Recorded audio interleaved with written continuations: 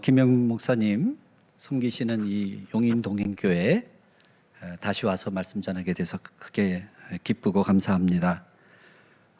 교회 세 명칭 동행 참 좋습니다. 동행 저희 오늘 설교와도 많이 연관이 됩니다. 여러분 선교하는 교회라고 하는 말을 들으면 어떤 생각이 나시는지요?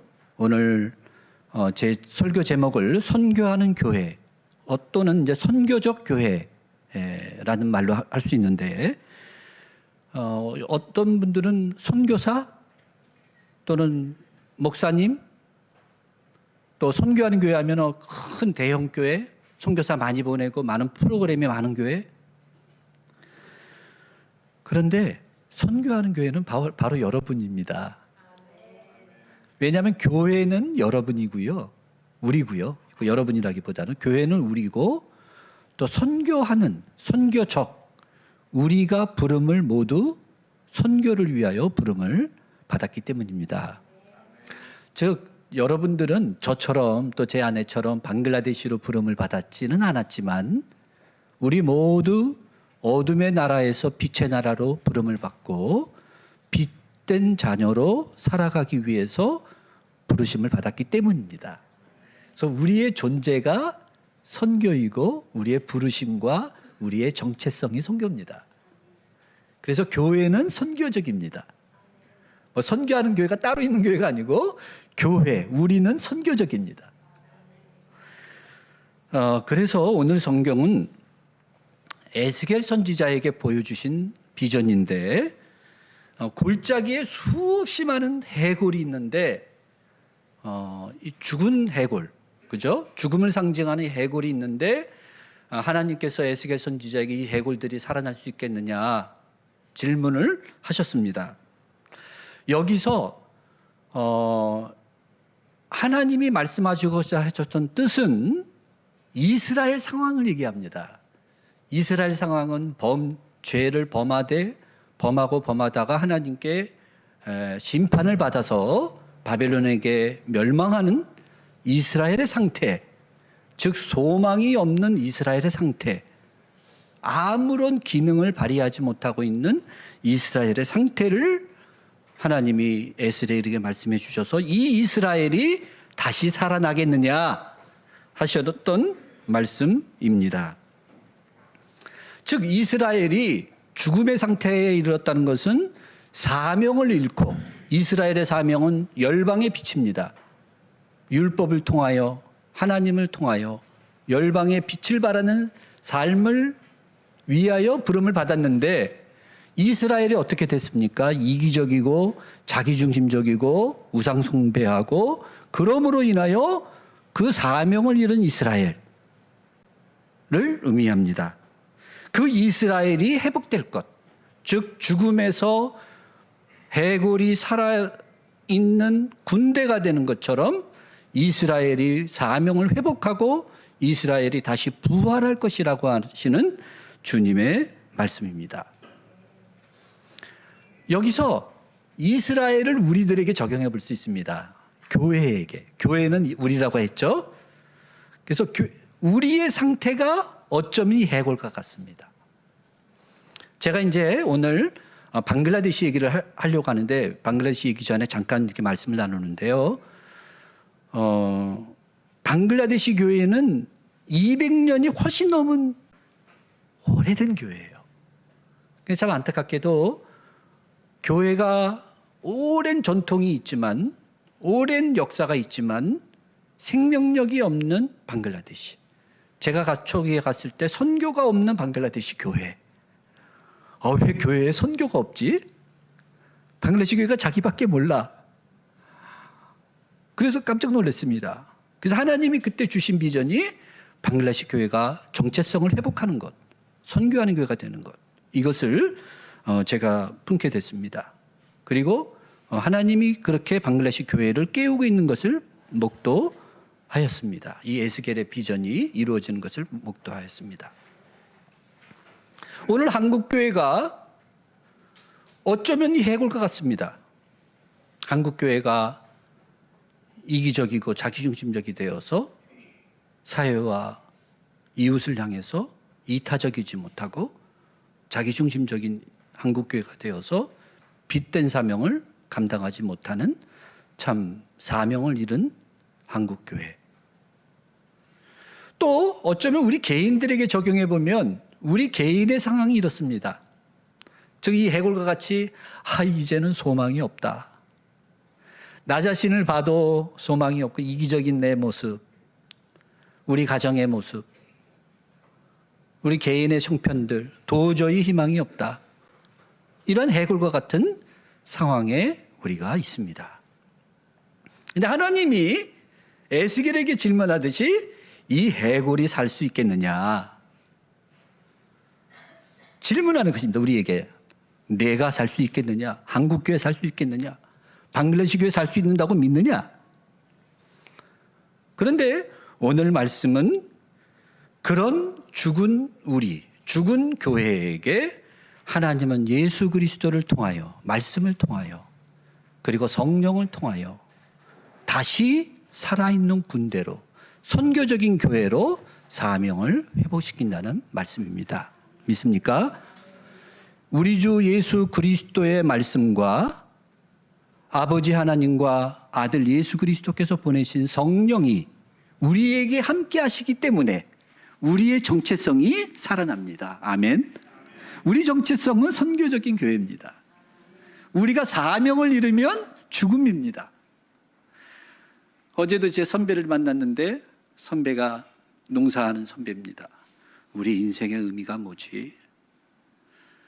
우리 인생에 사명이 없다면, 빗된 역할을 우리가 잃어버린다면, 자기중심적이고 이기적인 삶으로 우리가 생애를 마친다면 소망이 없습니다.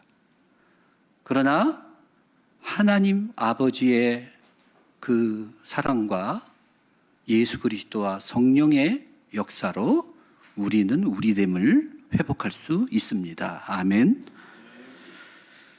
여기까지 간단하게 말씀으로 했고요. 이제 방글라데시를 얘기를 합니다. 이 말씀과 연관해서 방글라데시 얘기를 할 때 선교의 두 가지 초점을 저는 두고 싶습니다. 하나는 선교는 하나님의 선교입니다. 우리의 선교가 아니에요. 여러분들 전도 선교 우리의 것이 아닙니다. 하나님의 것입니다.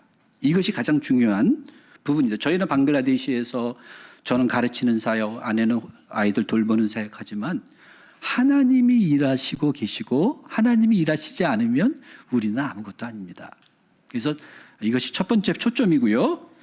두 번째 초점은 선교는 연합하고 연결하는 것입니다. 선교는 뭐라고요? 연합하고 연결. 그럼 연합을 하려면 어떻게 해야 되죠? 서로에게 관심이 있어야 연합이 됩니다. 그죠? 부부간의 연합 어떻게 되죠? 관심과 사랑으로 하나가 되죠. 그죠? 한 영혼과 연합, 사랑과 관심으로 하나가 됩니다.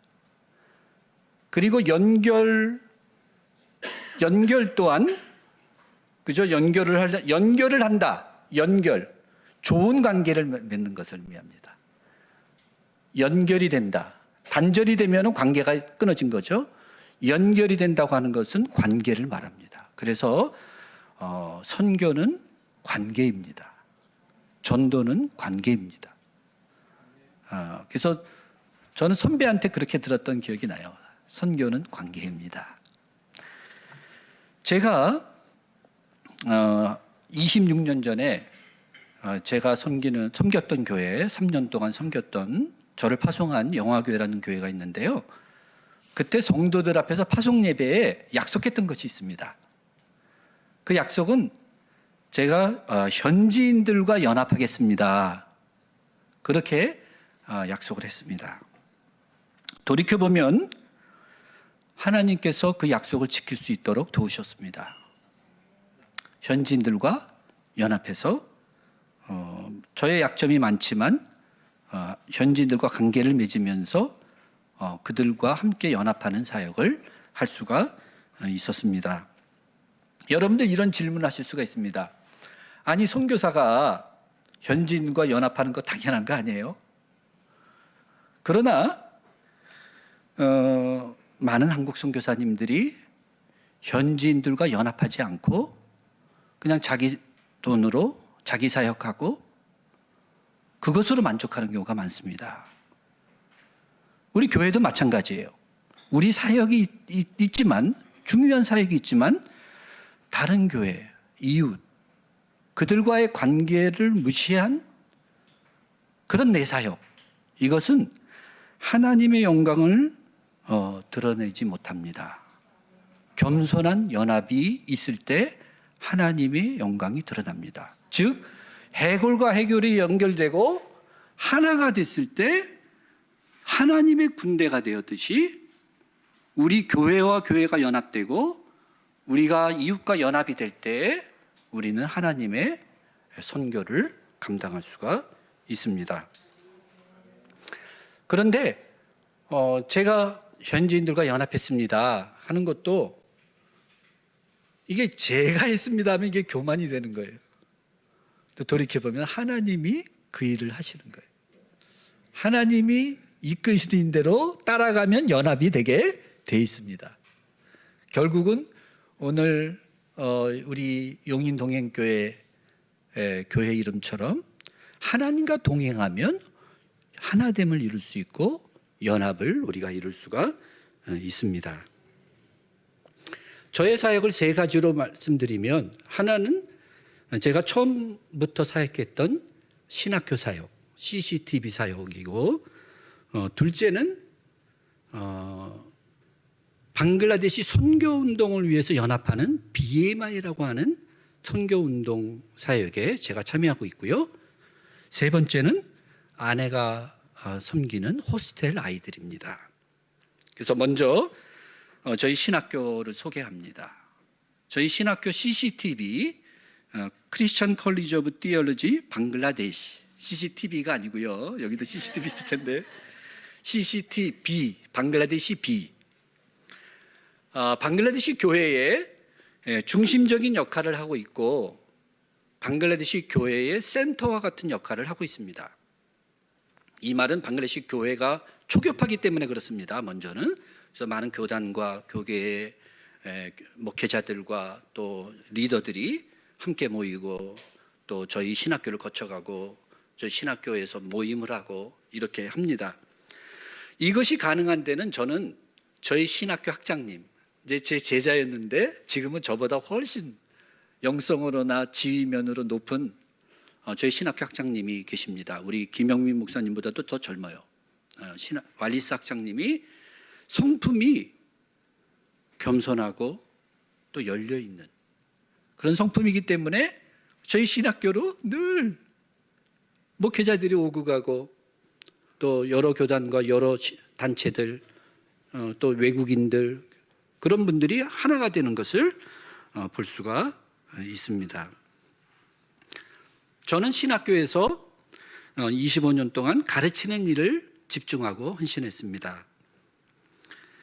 가르치는 일을 위해서 연합하려고 노력했는데요. 첫 번째는 저희 신학교에서 가르치지만 무슬림 개종자들을 위한 성경학교가 따로 있어요.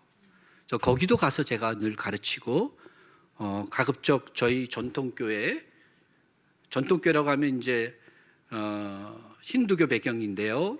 뭐 이제 알아듣기 어려우시겠지만 방글라데시는 이제 힌두교가 기독교인들이 힌두교 배경이 많습니다. 힌두교에서 개종한. 그러나 이제 90%는 무슬림이에요. 무슬림에서 개종한 교회가 있어요. 좀 다릅니다. 성격도 문화도 언어도 다른 그 신학교에 이제 사역을 하고 있고 또 한국 선교사님들이 연합해서 세운 신학교가 하나 있습니다. 그 신학교에서도 가르치는 일을 합니다.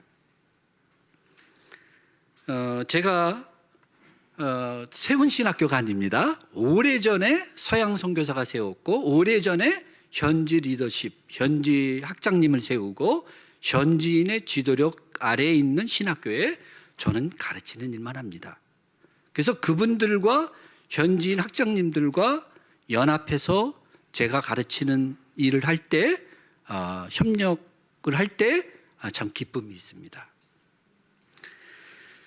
제가 가르치는 한 제자를 소개합니다. 여성 리마라고 하는 자매가 있는데 결혼을 이제 해서 아들 둘이 있고 남편은 목사님입니다. 이 자매는 무슬림에서 개종한 아버지에게서 성장했습니다. 근데 어려서부터 그 아버지가 무슬림에서 개종했기 때문에 계속 핍박을 받는 것입니다. 지역에서 쫓겨나고 그리고 지독한 가난 속에서 살고, 그럼에도 불구하고 하나님이 믿음을 주셔서 이 자매가 기독교 목사님과 결혼하고 그런 밝은 자매입니다. 근데 이 자매가 어느 날 저한테 자기의 어려움을 나눕니다. 눈물을 흘리면서 왜 우리는 무슬림에서 어렵게 개종을 했는데 하나님이 왜 이렇게 고통을 걷어가지지 않냐고, 그리고 이 가난은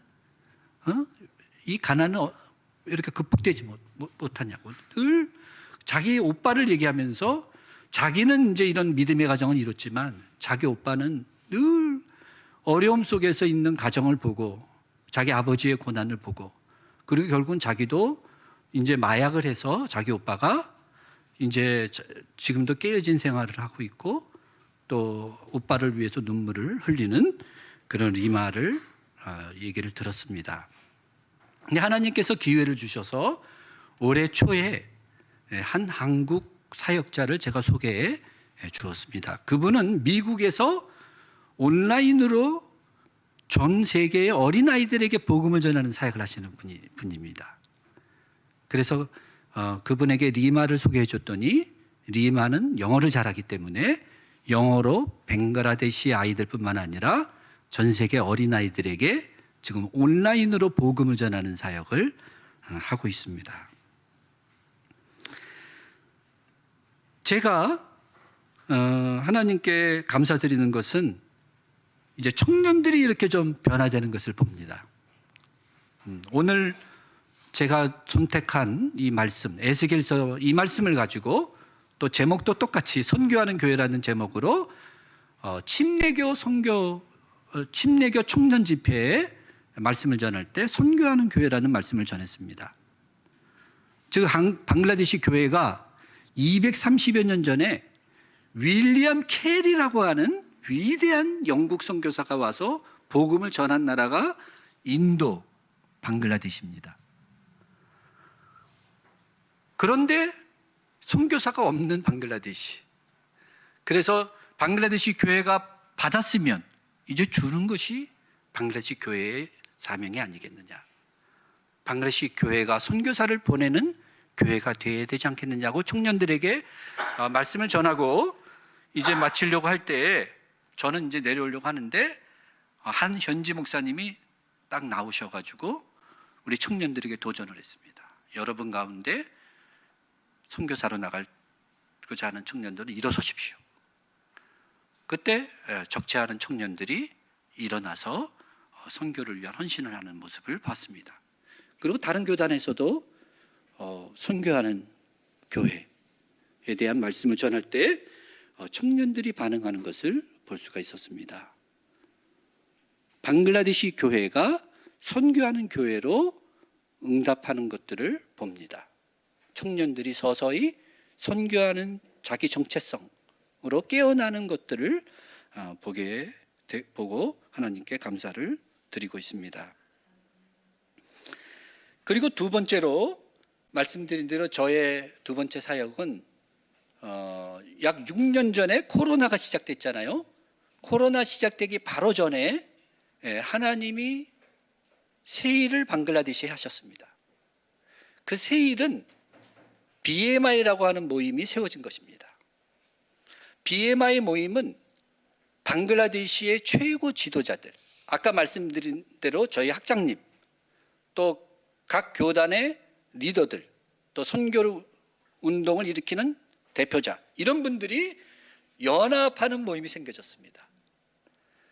자기들의 큰 사역이 있습니다. 하지만 이분들이 방글라데시 선교라고 하는 그러한 하나님의 선교라는 목적으로 서로 연합하고 서로 교통하고 서로 함께 기도하고 함께 교제하고 하는 모임이 세워졌고, 저와 같은 몇 분의 선교사들이 함께하는, 그들과 동행하는, 중요한 결정은 그분들이 하고 우리는 조언을 준다든지 돕는 역할로 우리가 함께, 선교사들이 함께하고 있습니다. 그래서 이 모임은 제가 방글라데시 도착했을 때 가졌던 하나님의 꿈, 선교하는 교회, 이 꿈의 성취라고 저는 믿습니다. 그래서 방글라데시 교회가 그 최고 지도자들이 우리가 선교를 위해서 함께 일해야 된다 하는 그런 마음으로 함께 일어나고 있는 것입니다. 작년 9월에 하나님이 문을 열어주셔서 우리 BMI 지도자들과 함께 네팔을 방문했습니다. 그 목적은 네팔에 방글라데시 단기 선교팀을 보내기 위함이었습니다. 그런데 우리가 그냥 보내는 것이 목적이 아니고 네팔 교회와 연결해서, 네팔 교회의 침례교 목사님들과 연결해서 그분들의 얘기를 듣고 네팔에 뭐가 필요하냐 경청하고 우리가 도울 수 있는 부분은 무엇인가, 또 여러분들이, 네팔 지도자들이 우리가 팀을 보내면 어떤 구체적인 도움을 줄 수 있겠는가, 이런 제안을 했을 때 네팔의 그 침례교 지도자들이 흔쾌히 방글라데시 팀을 보내주면 우리가 정성껏 돕고 또 우리가 인도하면서 함께 하겠다 하는 대답을 받고 저희가 돌아왔습니다. 그리고 지난주에 네팔 교회에서 연락이 왔습니다. 우리가 이제 올해 중에 보내려고 준비 중인데 네팔 교회에 중국 선교사님이 연락이 왔는데, 중국 선교사님 5분과 네팔에서 사역하는, 그리고 네팔 지도자 2분이 7명이 방글라데시를 단기팀으로 오는데 BMI가 가이드해주고 안내해주고 도와주고 함께 해줄 수 없겠는가 하는 요청을 들었습니다. 그래서 BMI 지도자들이 토론을 하면서 한 지도자가 그러면 숙박할 수 있는 것을 무료로 우리가 준비를 하겠다 해서 이제 네팔 교회와 방글라데시 교회가 선교를 위해서 함께 연합하는 일이 일어나고 있습니다. 그래서 방글라데시의 지도자, 목회자, 사역자, 네팔의 사역자, 중국 선교사, 한국 선교사 연합해서 형제가 연합하여 동거함이 어찌 그리 아름다운고, 함께 연합하여 하나님의 선교를 위해서 형제가 되어 서로 돕고 서로 안내하고 서로 협력하는 그러한 하나님의 선교가 방글라데시에서 일어나고 있습니다. 그래서 여러분들은 부탁드리는 것은 이제 방글라데시 교회가 일어설 수 있도록 기도를 부탁드립니다. 올해 2월 달에 캐나다에서 선교적인 교회의 모델이 되는 한 목사님을 초청해서 저희 BMI가 매년 하는 미션 컨설테이션을 열었습니다. 미션 컨설테이션이라는 것은 뭐 큰 집회가 아니고 선교 지도자들이 함께 마음을 나누고 대화를 나누고 전략을 나누고 하는 모임입니다. 근데 그 한국 목사님이 캐나다 그 한국 목사님이 한국 교회의 선교 역사를 얘기해 주었어요. 마침 그 자리는 제가 한국 선교사님들을 초청해 가지고 한국 선교사님들이 많이 오셨어요. 젊은 한국 선교사님들이. 그래서 3그룹인데 BMI 지도자들이 한 그룹, 그리고 방글라데시 교계의 젊은 지도자들이 한 그룹, 그리고 한국 선교사들이 한 그룹으로 3그룹이 모여서 미션 컨설테이션을 하는데, 초점이 그 강사님의 말씀을 통하여 한국교회에게 초점이 맞춰졌습니다. 한국교회가 언더우드 아펜젤러가 복음을 전한 뒤 얼마 안 돼서 한국교회가 1907년에 부흥이 일어나고, 그리고 얼마 안 돼서 중국에 선교사를 보냈습니다. 이제 그 선교 역사를 소개했습니다. 그럴 때 방글라데시 지도자들은 아마도 부끄러움을 느꼈습니다. 왜냐하면 한국 교회는 시작부터 스스로의 힘으로 선교를 했는데 방글라데시 교회는 지금 230년이 되도록 선교하지 않는 모습에 대해서 한국 교회에 대해서 새로운 깨닫는 시간이 있었습니다. 그런데 그때 또 한 분이 지적을 했는데, 아니 그러면 한국 교회가 그렇게 스스로 일어나도록 했는데 왜 한국 선교사님들은 그렇게 현지인들과 잘 협력을 안 하고 현지인들이 스스로 일어나도록 그렇게 하지 못하고 계시나요? 하는 저희들의 약점에 대한 그러한 지적도 있었습니다.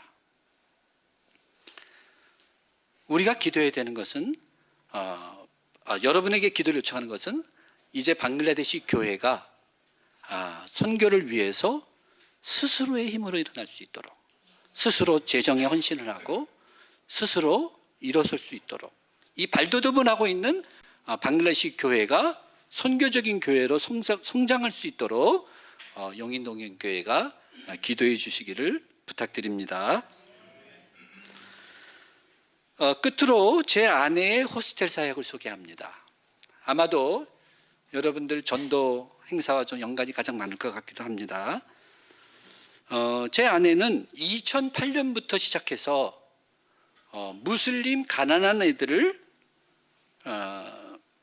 같이 살면서 함께하는 그런 사역을 시작했습니다. 2008년. 그런데 작년 7월에 우리 호스텔이 정부의 NGO 단체로 등록해서 우리가 아이들을 키웠는데 그 NGO 단체로서의 사역은 정리를 하고 새로운 단계로 들어갔습니다. 그리고 우리 아이들이 대부분 이제 떠났습니다.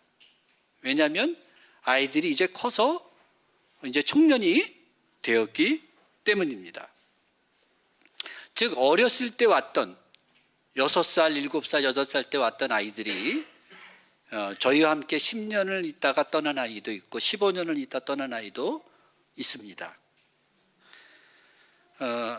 아이들이 떠났지만 아이들과의 청년들과의 관계는 계속되고 있습니다.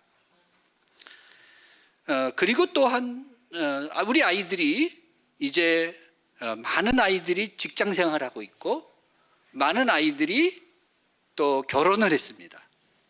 그래서 아내가 생각하는 그런 꿈이 어느 정도 성취가 되는 것을 느낄 수가 있습니다.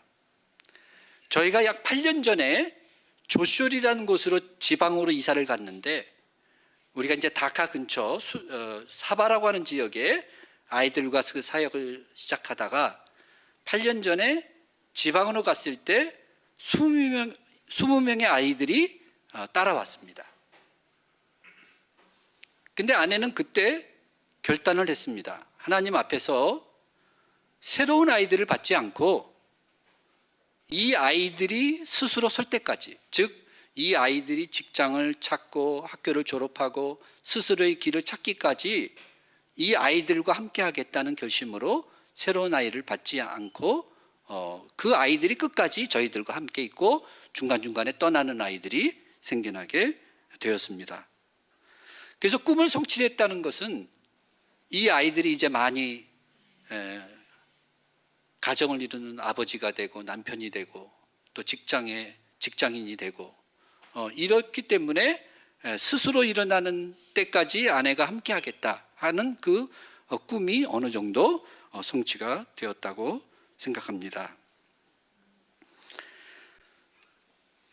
즉 호스텔은 같이 모여서 살던 가족 공동체에서 이제 흩어진 가족 공동체로 변모가 되었습니다. 아이들의 직업은 뭐 대단하지는 않습니다. 아이들은 병원에서 직원으로 일하기도 하고요, 공장에서 일하기도 하고요, 레스토랑에서 일하기도 하고요, 또 학교 교사로 일하기도 합니다. 참 감사한 것은 아이들이 일을 한다는 것입니다. 그 중에 하나의 라주라고 하는 아이가 있는데 아주 어린 라주를 우리 연세 많으신 농아 여자 선교사님, 농아 선교사님이 보냈습니다. 왜냐하면 라주의 엄마가 농아기 때문입니다. 듣지 못하는 농아. 그 라주를 보내셨는데 이 라주가 요새 참 삐까고 있다 걱정하면서 호스텔에 저희에게 보내셨습니다. 라주가 저희 가운데 잘 자랐습니다. 그리고 하나님이 농아를 위해서 일하고자 하는 그 마음을 라주에게 주셨습니다. 그래서 최근에 작년 말에 아내는 라주가 이제는 커서 농아들을 위해서 일할 때가 되었다고 판단하고 라주를 그 농아 선교사님에게 다시 작년 말에 보내서 이제는 그 농아 학교의 책임자가 되어서 이제 농아 아이들을 가르치고 농아 아이들을 돌보는 아이가 되었습니다. 아이들이 직업이 작고 그래도 참 감사합니다. 이 직업을 갖기 어려운 방글라데시에 아이들이 일하고 있는 우리 아이들로 인해서 좀 감사를 드립니다. 그리고 아이들이 가정을 이뤘다는 것에 대해서도 너무 감사합니다. 물론 너무 일찍 결혼하고 우리 아이들 가난한 아이들이라서 가난할수록 일찍 결혼을 해버려요. 또 우리 아이들이 또 무슬림 여자, 우리 아이들은 다 무슬림 출신이에요. 우리 아이들이 그 안에서 우리는 복음을 전하고 있는데 아이들에게 이제 믿음이 있다 할지라도 뭐 무슬림에서 개종한 부인을 찾기는 어렵습니다. 그래서 저희가 이제 무슬림 여자랑 결혼할 때 마음이 아프기도 하지만 그러나 감사합니다. 우리 아이들을 통해서 그 부인들에게도 복음이 전해지길 기도하고 있습니다. 아이들이 이제 우리가 아이들이 흩어져 있는데 저희들이 하고 있는 일은 1년에 한 번, 두 번 홈커밍 데이를 합니다. 홈커밍 데이라고 하는 것은 약 30명 우리 아이들 같이 일던 아이들이 이제 흩어져 살고 있는데 다 같이 모이는 홈커밍 데이를 하는데 아이들이 차비를 들여서 시간을 들여서 다 모이는 것을 보면 놀랍습니다. 홈커밍 데이 아이들이 다 오는 것입니다. 그래서 아이들이 과거 얘기도 하고 현재 얘기도 하면서 같이 음식을 먹고 같이 대화를 나누면서 힘을 얻습니다. 위로를 받습니다. 그리고 자기 아내를 데려오고 자기 아이를 데려오고 그렇게 해서 모여서 우리가 큰 가족이 되어서 함께하는 홈커밍 데이를 매년 하고 있습니다. 그때마다 아내는 아이들에게 너희가 책임 있는 아버지가 돼야 된다. 책임 있는 남편이 돼야 된다. 책임 있는 직장인이 돼야 된다. 이거를 늘 아이들에게 강조하고 있습니다. 저희가 아이들과 함께 이렇게 같이 살 때는 저희 호스텔이 정부에 등록이 되어 있기 때문에 개종시킬 수가 없습니다. 그러면 호스텔은 닫아야 됩니다. 그렇기 때문에 저희가 세례를 줄 수가 없었습니다. 세례를 강조하지도 않았습니다. 그런데 이제 아이들이 흩어지니까 하나님이 한 명 한 명씩 세례를 받는 아이들이 나타나는 것을 하나님께서 그런 마음들을 주시는 것을 보게 됩니다. 그 라주도 세례를 받았고요. 오닉이라고 하는 아이가 세례를 작년에 받았는데요. 오닉은 약 10여 년 전에 독일 선교사님이 고아인 오닉을 양자같이 돌보다가 저희에게 보냈습니다. 10여 년 전에. 이 오닉이 잘 자라서 오닉이 또 스스로 자원을 해서 세례를 받았습니다. 그래서 독일 선교사님과 우리가 함께 있는 가운데 오닉이 작년에 세례를 받았고요. 그리고 마숨이라고 하는 아이가 작년 12월에 저희에게 와서 세례를 받고 싶다는 얘기를 하는 것입니다. 이 마숨은 저희가 처음 마숨을 받았을 때, 그 어린 마숨을 받았을 때 그 집을 찾아가서 놀랐던 기억이 납니다. 기찻길 옆에 그 땡볕 아래 있는 그 허술한 집에 그 연약한 부모가 있는 것을 보고 참 충격을 받았던 시간이 있었는데 그 마숨이 자라서 이제 하나님 이제 세례를 받겠다고 하는 얘기를 할 때 다시금 놀라는 놀라며 저희가 기뻤습니다. 그래서 말씀이 세례받는 그날에 저희가 말씀을 잘 알고 있는 그런 목회자에게 연결을 해서 그 교회에서 세례를 받았는데, 그날 온라인으로 호주에 있는 한 방글라데시 현지분이 참여를 했는데, 그분은 저희가 말씀을 알기 전부터, 그 어린 말씀을 알기 전부터 그 말씀을 위해서 기도하고 또 말씀을 위해서 후원을 했던 한 형제, 그분이 호주에서 저희와 함께 말씀의 세례식을 지켜보며 함께 기쁨을 나누었습니다. 저희는 오늘 에스겔의 환상처럼 죽은 해골이 살아있는 하나님의 군대가 되는 것처럼 말씀의 삶에서 하나님의 부활의 역사를 봅니다.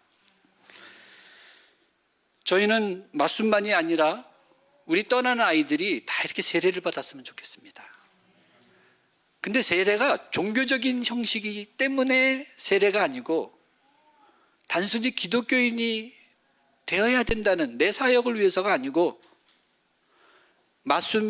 말씀처럼 우리 아이들이 믿음의 공동체를 만나지 않으면 그 믿음을 지키거나 믿음이 성장되지 않기 때문에 우리 아이들이 다 세례를 통하여 믿음의 공동체, 교회와 연결되었으면 합니다.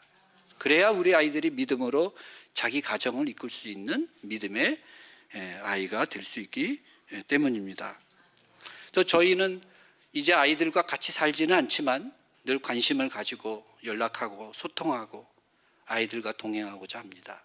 또 기도하는 것은 우리 아이들 곁에 믿음의 동행자, 동반자가 생겨서 우리 아이들이 그 믿음이 성장할 수 있기를 그렇게 기도하고 있습니다.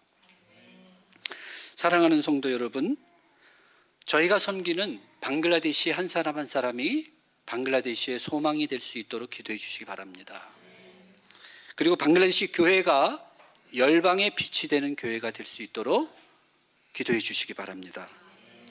여러분 한 분 한 분이 어려운 현실 속에서 낙심하지 마시고 두려워하지 마시고 하나님을 믿음으로 순종하시고, 그리고 사랑으로 하나 되어서 여러분에게 맡기신 하나된 교회를 지키시고, 그리고 오늘 여러분들의 기도대로, 여러분들의 수고하신 대로 한 영혼 한 영혼의 관심을 가지고 한 영혼의 성장을 위하여 여러분의 평생을 헌신하는 사랑하는 성도들이 되시고 선교적인 교회가 되시기를 주님의 이름으로 축복합니다. 제가 잠깐 기도하고 짧은 영상을 보겠습니다. 사랑의 하나님, 감사합니다. 선교하는 교회로 부르신 하나님, 이 용인동행교회를 선교하는 교회로 부르신 하나님, 우리 모두를 선교하는 교회로 부르신 하나님, 하나님을 찬양합니다. 우리의 정체성을 깨닫게 하시고 우리의 삶을 붙들어 주셔서 하나됨을 이루게 하시고 또 하나님의 영광을 드러내는 빛된 삶을 살 수 있도록 하나님 축복해 주시길 기도합니다. 용인동행교회를 통해서 주님의 빛이 이 지역과 열방에 증거될 수 있도록 하나님 힘을 더해 주시길 기도합니다. 주님의 영광을 인하여 기뻐하는 저희들 될 수 있도록 축복하여 주시옵소서. 예수님의 이름으로 기도합니다. 아멘.